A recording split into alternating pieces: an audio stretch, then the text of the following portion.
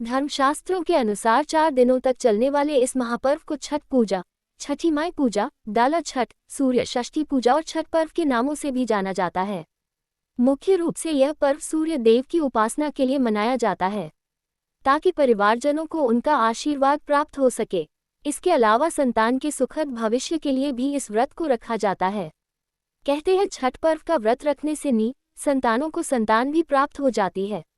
इसके अतिरिक्त मनोकामनाओं की पूर्ति के लिए भी छठ माई का व्रत रखा जाता है। यह महापर्व 4 दिनों का होता है, जिसे नहाय खाय, लोहंडा या खरना, संध्या अर्घ्य और उषा अर्घ्य के रूप में मनाया जाता है। छठ पूजा पर्व वर्ष 2020 में 18 नवंबर से मनाया जा रहा है। नहाय खाय छठ पर्व के पहले दिन को नहाय खाय कहा जाता है। इस दिन घर की साफ सफाई करके छठ व्रती स्नान कर पवित्र तरीके से शाकाहारी भोजन ग्रहण कर छठ व्रत की शुरुआत करते हैं। इस दिन को कद्दू भात भी कहा जाता है।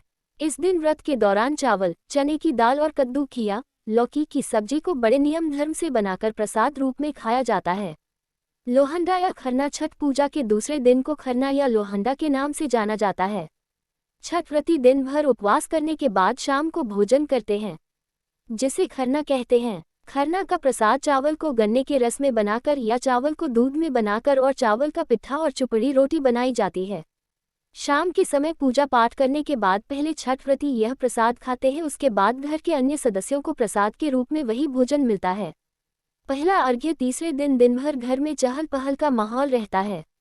व्रत रखने वाले दिन भर दलिया और सूप में नाना प्रकार के फल, ठेकुआ, लडुआ, चावल का लड्डू, चीनी का सांचा इत्यादि को लेकर शाम को बहते हुए पानी, तालाब, नहर, नदी इत्यादि पर जाकर पानी में खड़े होकर सूर्य की पूजा करते हुए परिवार के सभी सदस्य अर्घ्य देते हैं और फिर शाम को वापस घर आते हैं।